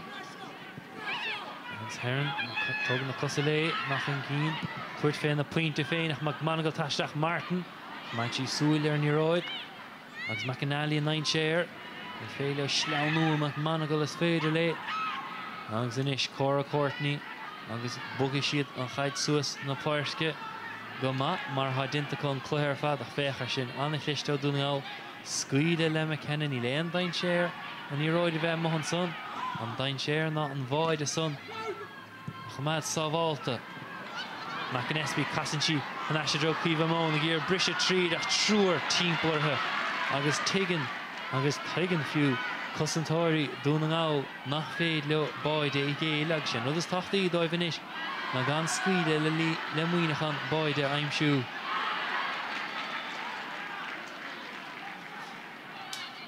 Agus cosintmha ó Donegal níag san ar fad an kick sreasa na bheith go cosan. Stólam féin go nnéanach chalís an sin ar móhan ní féidir an lábha chur isteachnar tá an léróid ina lábha eceach neach an réiteoirí. Roid búilte fada i dro fríil na bháil ar fadis McManagal leis na troslóga fada dor an clé úsáide chun na thuirt a fríil is fechar McManagal a géalú isteach me ghlachlinn a lorug a ceathrú faointe ach na héiris agus a rís an 9 séir idir fríil McManagal McLachlan a rís so green sí féin búiln sí go háir Harrison Jasnám dó a cethir ag McLachlan. Ba dímar Martin leis an gceann sin an duine déirnach gur bháil leat an léróid a thuirt chuigí ach bhí rud amháin ar intin McLachlan an sin tuis go raibh sí tar éis an ceann díreach roimhe a chur ar fóréal. Agus is tócha haideu ar muoinechan tuigeann siad nach raibh séanóm na mar sin fáca go le imráir sa bhreis ar an bar go dtí go bhilin níomh héigeartí. Tá ríiste le bogan na caide go más suas na páirc ach sa inis go múlann siad follow bhuí Josie Fitzpatrick Hanesh ag Seán na Coyle tuairt féin na pointe féin ach méir chlé agus anna chosint an muinte hir chunna is maithacha caitarsúlacha. Yeah, sin an méid bhí ará íon díar rivan cléthe an méid sin imróí ag Donegal gur féidir le na scóir na hógantach tá muoinechan ag bra go háirithe ar Ellen McCarran inniu ní léonú eile rilí ag tacht chun tosaí chun na pointí sin na scóráil dómh. Amach le Seán na Coyle agus isteach le Rebecca McKenna agus go kick amach buite ag muoinechan níl anna immert ar fad an son bhánadí Donegal sin ní Pála na Gróirtí Scill das ó Katie Hearn a dro McManagal. Houston Rither stigde McManagal úsáid scill das spás os a chóirmach éalínti ó McNally deis báide. Tríte bheith róg lic ach an puinte aimsethe agus inis há Donegal le tarach leo.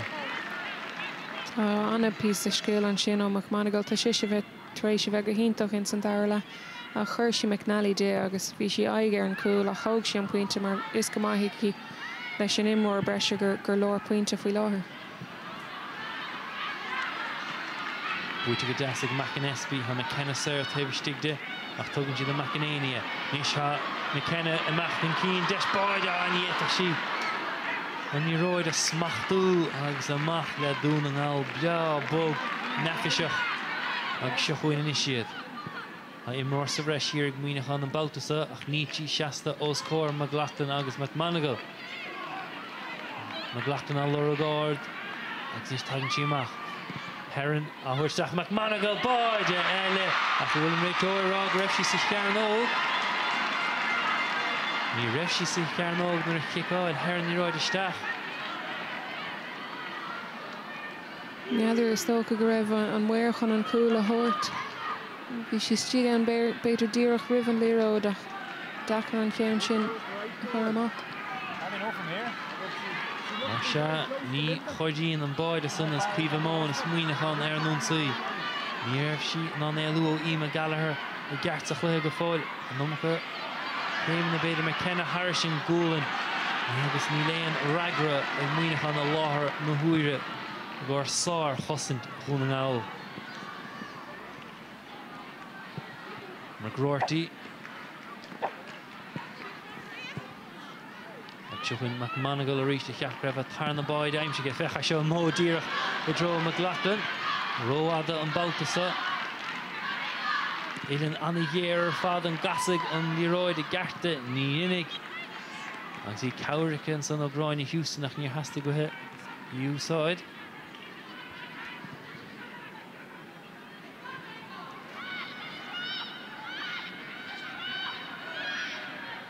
Martin Crean is in Gigamach, August Shachuin is Josie Fitzpatrick.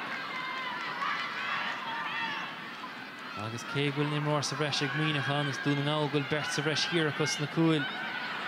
Cora Courtney Trassendrov Moan. A Rosemary Courtney Tevlech, Tainchi Gora Quinte Hain, and the Ruish Surcha Kimid Nachalain Ragraka and Blue Hossensa. Neil, Tan Maid Shin Imori Sheer ag Donegal is na hot na Kiarta. Tá siad in a seaamh díreach ag an dí an sin agus sé sé dachar dómh do bheith chosint agus feicimid an difriocht an seo le muoinechan níl ach duine amháin siar ar McManagal dachar an á leis an céim sin bhí si díreach taobh mu agus a díróid ar an cearnóg so beidir bhfuil mí hí beidir go bhéh sin an dara chéan go cuairde a bheith eici. An réiteoir a bheith flathúlaach le muoinechan beidir deise thuirteach tacht neisteach sa chluithe. Tríomháide idir na fáinne agus seachuin Rebecca McKenna tachan cín rial vantáisteáin immert ag an réiteoir. Ní mar an vantáiste san achas cum le Donegal gan áras. Ba siad an bra sásta beidir cúpla nóméid eile a bheilt go dtí go dagan hegartí a rais chun pórca agus sean an seo ag go trí beidir é a chur thar an trasnán.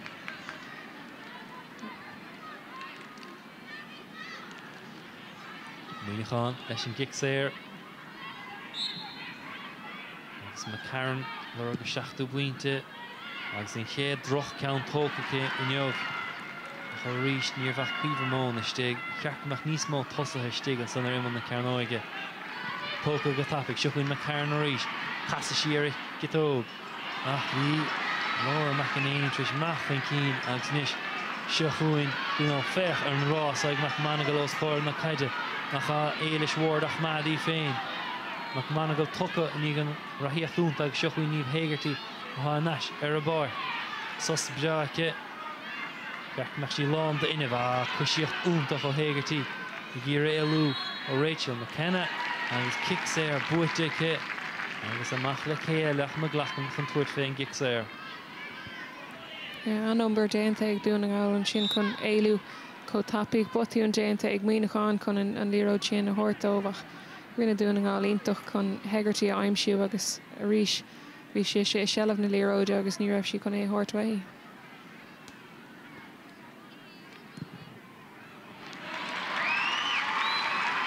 Cad eile cuinte eile Geraldine McLaughlin dó cúig tróna.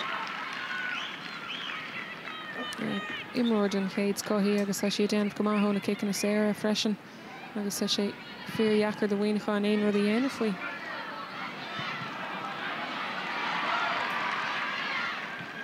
De buinte taidir na fáinne agus drochfas ó hégartí Cora Courtney ach spéisiúil éonú go gaill an Donegal in iróid Tá trúr a ris siar chun éon spás a rúna ag seochuine McKenna chluithe bha immerthe McCarran a bhuaileiste chéad balt go módíortha eicegann sa tarna le Ciara McInnesby a casair a chus deas agus an gasa sí Harrison dras ná an duine agus nu bhaint inis na fáinne agus é deas an módíortha eiscint. Sin é go ddíireach fáin siad an pointin ar dhéanaan siad cotapi mar ní bhíon an deise Donegal tacht siar mar sin féin bhí hart ar cúig ar breise siar taobh siad an lína da a cúig ach sin an céad scór ag Monaghan agus ba níos mó i tastal a hi go lua. Monagal á lorug agus áil níos McNally seasamh siar agus beidir go bin an chéad botún hadint ag Monagal sa chluthas ar fad nar arda sí a cosár a róhin sí tuair fé a pointe. Nímar McAnesby tacht amach sin roid ag sichuin McNally.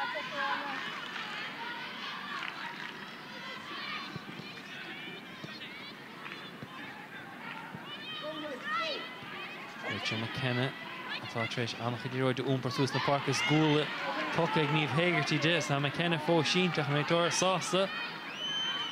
Evan Ramúsan go breags Monagal tuair lasca den roid is rás a hán.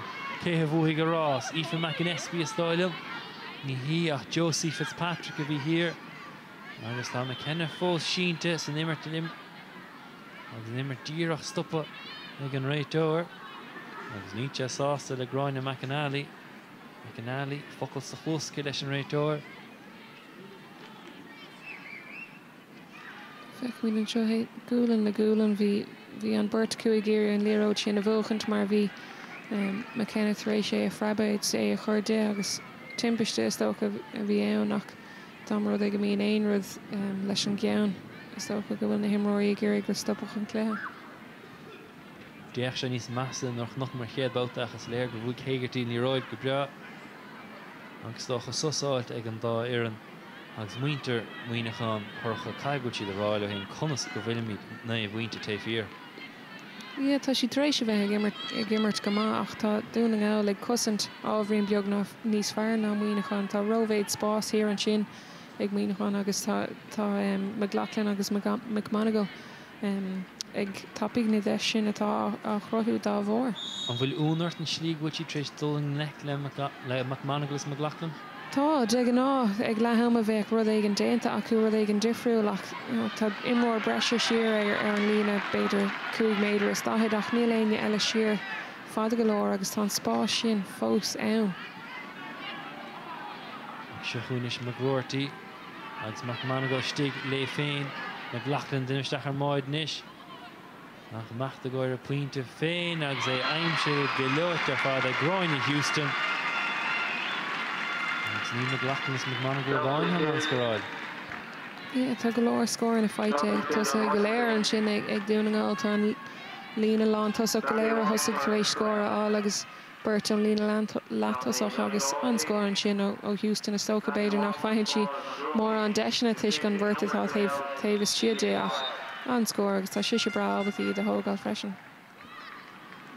Cora Courtney a bhuachaint sa bhogad chun cín ach kick séir buitecha.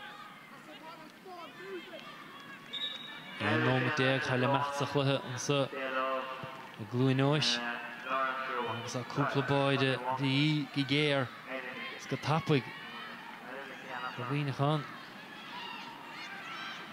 McKenna Carcileor ní an traspert a fuairsi Píomh Món. Agus a ríist eile chosint únta ó Donegal is níos féchara a tacht a sé.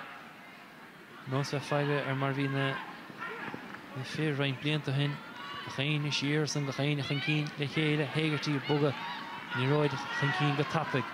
Immert Jesso McGroarty a McLachlan tacht a gabharthe chasan siar ar a citóg ach mithe ar dhéis ar fóríd a chéad báta de casar an citóg. Mí áin sin bhí sé scradiad an líróid cúpla secondíoch ribh ach bhí orthú casa an sin ar an citóg agus ní eicimid ro vinnic é á chur foireann.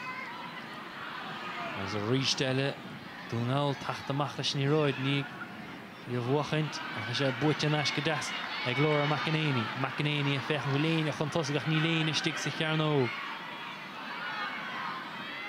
Buite chun cín, Ciara McAnesby puinte bháin aimse go dísacha a McAnany tréis sleanú isteach sa chearnó a chailin McAnesby ní roid agus amach le Donegal agus Heron tógan de chuid ama. Gary Guthrie over Lauren Jones in roid Maxilova.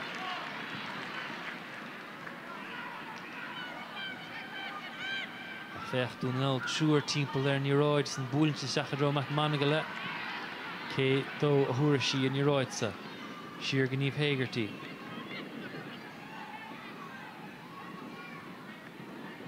Reward and tain tosa nachol tre scoráil de Donegal go dtí sa chluthe. Ciara Hagerty hias ag seochunis Emer Gallagher. Ianna ada óna báid a féin. Dro McRourty, Luciach go má. Anna Shellef agus cí léire ag gas sin as agus das a réis. Den díar an cos gré cuma trechtarthe sí tuairt féin íarach san. Agus Frista Martin agus Cora Courtney tacht amach leis an iróid.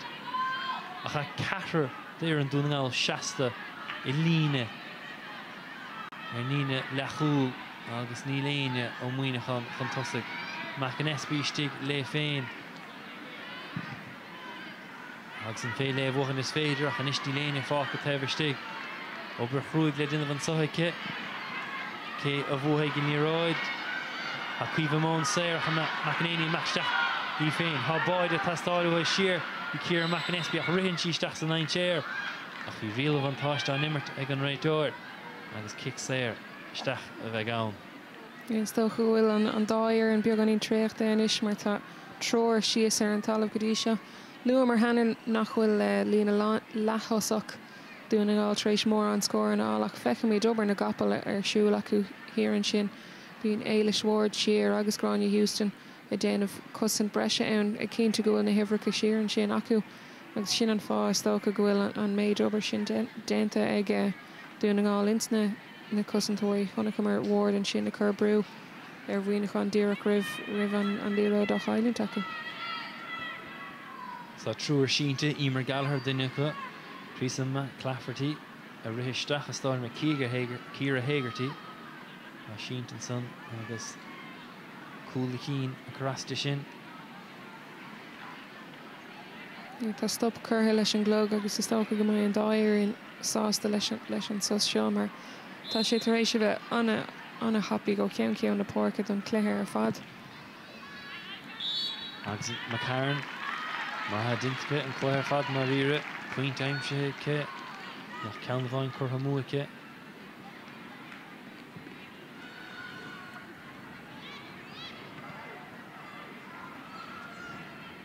An scóir sin ag McCarran chun an ceann eile a chur ar chlór an scóir do bhuiineán nach chuna bheith fear nach faoi caiigh siad cúla á agus caiigh si ceann á go lua. Tá mar é go bhfuil éon tacht an éar acu in san gluthe. Ní lech ceir faoint aimse ag muoinechan sa tarna le a gúmparáid leis an héan na cuaig hascaráilta ag Donegal.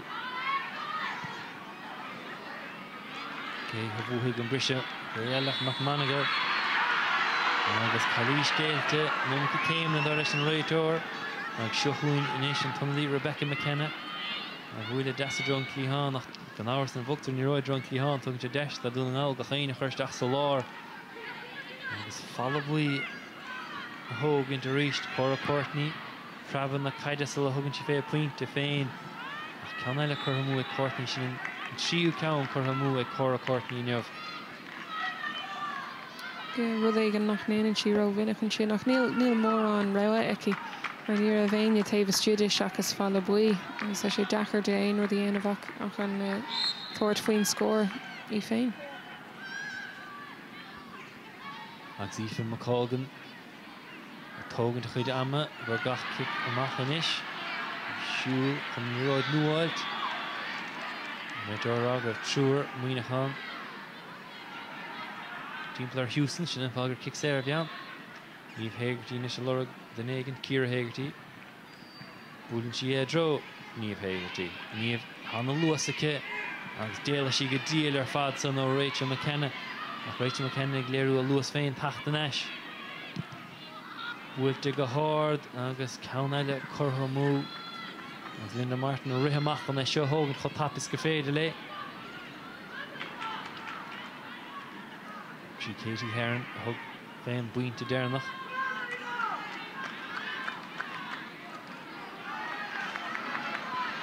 agus mína chuin le berthe stige chu Món agus Ciara McAnespy chora Courtney se lurug Clíomh Món aim sé go deasice ach nar échan si suas cín si gansathe buí Ciara McAnespy Éileann das aim sé hice de féin builte go láidir hice agus builte Harrison Drasnanas puinte das a Ciara McAnespy ach ní léon chumartha sorcha bhfuil chun báidir go raibh. No, níl ach a rís leis an módíireach a dúirt ar an sin fór siad an scór. Bhí deis ag Donegal tach siar tuisc gur neacail siad có fada chuig an taobhlín ach nuair chruthíonn siad spás taobh siad de féin nó do na Karen nó fiú do Monaghan tá deisna acu na pointe sin na hógáil ach níl siad ag tacht minic go leor agus níl aine acu ag tacht gar go leor go dtí an báid. Agus cahar déag sin ceir scór déag an dáire nach an baidí san an difriocht níomh héirtí taobhíor Rachel McKenna anna luas léirethe Rachel McKenna as a sí tréis leanún de raig. Raig crucha suas a bhfuil ag McAnally. Ryan McAnally Bertos a cóir amach duine go aimse go hálan sichuin córa Courtney Clíomh Món ar clé a taintí ar yes deis baide agus kick Erica back ní Harry Tóir mar to raig. Agus blokáilúntaach den tan ní ráid sanna Ciara McAnespy ach rólág ní ráid strach amach sa lábha agus níos han ní ráid an son ag Theresa McClafferty peocha suas ag muoinech an Ciara McAnespy siar a dro McCarran lena citóg agus puinte aimse ach bhí deis báid an son agus neadar an éig a risí craindíoch stacha McColgan ach ceapas hain béad kick Erica bachán. Yeah, Chias McColgan díreach os cór amach is tócha nar bhog sí so beidir raibh an ceart ag an réiteoireach. Tá mar ag a dógach sí slash céim ar yes nó ar chlé nó pás lábh an rud a chénta thuirt mar bíonn an deise bar a bhí ag muoinechán in san dara leis seo go chénta agus beidir in san cléir ar fad ar chúla á. Seach buint idir na fáinnas cearnóm goachtas amach leis an báirt na Aoife McDonald. Agus é buaite ag chéirtí é buaite go hí seo suas na páircice. Agus é buaite ag McGroarty i dro McManagal, Ivan McManagal, pasantí isteach, Rui Harris McAnally. Agus hiag McAnally go maith cad a bhí ar siúlacha a chur stop le McManagal an bouta san. An émar a rís ag McManagal chun an líróid sin a bhuachantar ar dús spáir agus an sin just an céim sin. Agus McNally is go maith mar a dúirtú cad a bhí ar siúla í níorbh si gurí go meach cúil eile áil ag Donegal. Agus fuair McManagal buile láidir isteach sa taobh. Agus an dóile a churcha gur ceach carta buí a bhronna san hiag McAnally. Nó sé feitice am leis scéal. Yeah, tá ceappa é agus ní bhaid sé ar as ar an bóch le trí nóméid fáca ach neadidir an dhéanann sé difriocht ar bith faoin am seo sa cléthe. An réiteoir tréis feag go maith gá carta buí bruntaige agus í títe ná ire. Yeah, is dócha é ní féidir ar aon caintí aanamh leis an réinteoir agus tá mór ag an dhéanann tú cailís cosúla sin dúireach taobh muide de bhit den cearnóg cafarthú ó bhaint an fórc. Go rís fáin McLaughlin na deisna sin leis na cicin is éire agus fáin siad pointí ar aonos. Dó sé aimse ag McLaughlin de féin agus cháómat le meach sa chluasa agus sichuin muoinechán a ríis. Anna shrid agus sprid taspánta chu sa chluasa. Ach mar rire McManagal McLaughlin na baidí difriocht na fáin agus sichuin Geraldine McLaughlin a ríist agus bhfuil si buile isteach san agus san tíneois go bheann ach fós hénig chailtí rair ar ní ráid dá bhar agus builí láid ar feit go héanas McManagal sa chluthe agus dearn me siad fáil builí choláid le sin amach an sa saoirtha roin agus beag na fáin eile mar súil géir orthas cinn tú nach féile an scrus an slad céanna dhéanamh mar ha dinta nimhacha Ciara McAnespy dimisteach ar maide rit timppel i leithcearcail a bhí an éileann géir na níos fearr de féin McCarran gúil tucha agus an kick séir buaite is í mé hóm go tappaig buaite trasna McAnany trasna deis báide ach mithe ar yes agus kick dahad a cruig méadar agus McNaney agus Lauren Jones a go bú le chéile agus sábháil úntach dinta go deire. Sábháil bhá déanta ag Donegal fiú lei sin bhí an méid sin mór I siar acu mar a bhí don lear fad ní raibh mór an de chean ag míachán an cúil sin á fiú leis an imór breise siar ar an líonach an ceirú leis an gúlbáir a freisin. Cora Courtney yn Hogant. I Lurg den Egant. I fy nôl naim sy'n he. Rachel McKenna anachla immerhe y ce bwylt y stach. Titcha gyda'n siarch mas feile Jones i'ch mad ystig ni ei ffeder. Agus nisht ni lein daw fin spare Aoife McColgan. Bra bug se roed ach a machdu dro. I roed kan yn kick amach a Hogant. Darren yn clog yn so, y glw noes nach ylach cweg a second. Yn masyn ffocus a chlyhe. Ond beg Paula Cunningham an I mach yn esgel eich yn tasbantus Darren ar ira agus Niamh Hegarty y tach chyn cyn. I'm ro'r tefle, Deirdre Foley, ni wsaid yn si agus nish. Titan ni roed Max Love McRorty dynta gyma hana si ystach. Gŵl yn fight i ce o Cora Courtney. McLaughlin a Niamh Hegarty le. McLaughlin agus súlacha ar an glog. Is maithe catar siúlacha sí macht an taobhheile an bar. Seochuin Groin I Houston agus an cluthe buitachas níl a fanacht leis an hútar a chluisint a de macht siar a dro bháid a hain 3 second le macht. An hútar mehe stach le Donegal agus bua úntach aimsithe in Javacha agus nach iad atá sásta do bhuadar chofad a siar le rábhílas a 15 agus an bua aimsithe ó ríist im líanacha agus tá cuma daintéireach ortha an Bert Tavistig, Geraldine McLaughlin agus Yvonne McMonagle an difriocht an áíre agus brise chrí do muoinechan ach ní raibh éan ragracha don Bert son agus ní éta dís hain éon deisina báidí a chrothú. Suracha ar an umláin anna chuthe, anna hainebach ach an Bert an áíre an difriocht. Yeah, cínte tosathe Donegal chun tosaigh don cléir ar fad McLaughlin agus McMonagle an tuiscint a bhíon atrathú an dacharéis sin a stoppa ach is cínte go mbeidh díomá ar muoinechan nar aithrid siad aon rud ins na cúlathe nar chuir siad beidir imór nó go breise siar an sin just chun an spás sin a lína ach caithfar rá freisin go raibh cúlathe Donegal ionach ar fad ag dúna síos an spás sin mar luamar Elmaní go céile rith an cléthe ní raibh rairc na súil ag imór a béirfiú ar chud muoinechan ar an gúil agus bhí sé dachadú aon deisina scórála a chruthú agus ní raibh na deisina ann don chúil acu. An rud a bhí deasfeh stíl immerthe Donegal stoch an slí go raibh an mó díreach immert nar hastíú butha nó bhí an ní ráid úmprach amach.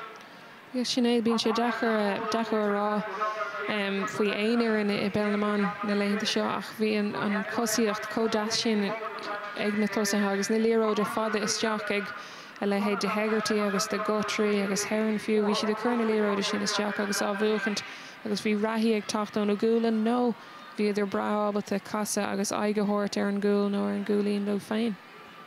Agus muoinechan is doch Luis Hain hanna féin san gur atnar chuidir Bert Tafier ach stoch a fechan chun cínas na seachnaí tá amach lompa haid fós go má cadíad an go gád a Hain I bhrúartha.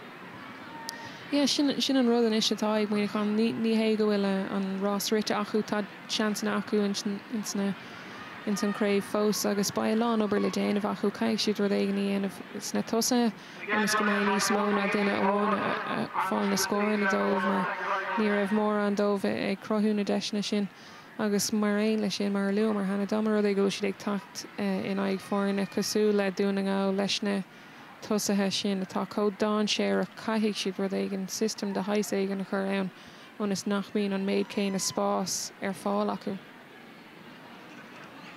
Agus beag raircanis ar an bhaid is a tarna le agus a ríist Dimmick Sharon Courtney sa tans agus in Geraldine McLaughlin gachud eile. Ní raibh mór an daoine siar acu an sin agus McLaughlin códacharí stoppa rinne siad go maithí stoppa an céad ó a go ríis croigh si ábhríon beag spás agus díreachas teach sa cúil. Fiú ag an am sin ní raibh go leor imróir muoinechan siar an ní hé amháinach na cúla tá siar agus dámrá é go bhecha míid sean éigen ar an taobh eile bheith an lína lethasach siar ann agus an Bertleir Park a siar chun léróid sin na stoppa ach sin an rud faoi Donegal tá go leir imreoirí ann gur féidir le na deisina sin a chruthú agus nuair atá ghlaachlan agat ar deire chun é chur in san angach. Agus an comórtas amachchan sa corcaig leiclí cá hasan Donegal ditse. Rinne siad san gomáin san srá agus ní hé go raibh siad fuorfa inniu tá go leir obair fós le déanamh acu in san na méid beidir gur lig siad beag an on rovéid fel ina le féin hí na himróí go léir siar ann ach beidir gohfuil níos mó le déanamh an sin nach ar an umlan tá siad a déanamh anhá. Fiú ón anurí nuair bhí siad a gimmart a roiine dó agus ná áirigh roáil lo sa chréibh níor fris siad craibh le anurí ar chuirbe so tá siad rééis an immert a bheith acu go dtí seo an líon ach tá siad fósan an níos mó dhéanamh agus ba brise de cúpla seachtain acu inis mar ní bhaid siad na gimit sa chláfáis. As bhí rath go san ar lech na himre Geraldine McLachlan dó sé scoráil ag sí sin captain na fáinne agus fág mit sláineh an sa cléúntaach an scóir deirigan sa is Geraldine McLachlan a gúmpar agus ardach an chur na Donegal Carhain déag agus muoinechan chuig faointe déag.